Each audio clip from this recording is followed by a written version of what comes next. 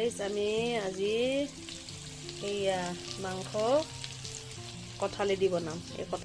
প্ৰথমে মাংসখিনি ভাজি ল'ব লাগিব। এনেকৈ অলপমান মাংসখিনি মই অলপ ভাজি তাত এই যে উহাই লৈছিলোঁ বইল কৰা কঁঠালখিনি একেলগে মাংসৰ লগত ভাজি ল'ম।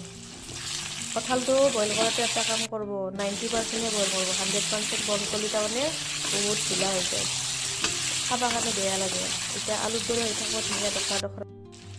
এইবাৰ দুটা বিলাহী কাটি দিলোঁ, তাতে টেষ্টটো অলপ বেছি ভাল হয়, কালাৰটো অলপ ভাল হয়। বিলাহী দিলে কালাৰো উঠে ন, ধুনীয়া ৰঙচুৱা হয়। তো এইবাৰ দিলোঁ মই মছলা, এতিয়া আদা নহৰু জ্বালা পিঁয়াজ তাৰপিছত গৰম মছলা জিৰা ধনিয়া এনেকৈ চব মিক্স কৰি এটা মিশ্ৰণ বনাই মানে পূৰা পেষ্ট বনাই লৈছোঁ আৰু মিক্সিত।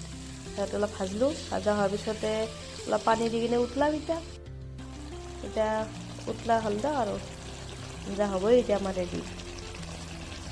কঁঠালৰ সৈতে চিকেন, আমাৰ আঞ্জা ৰেডি হৈ গ'ল।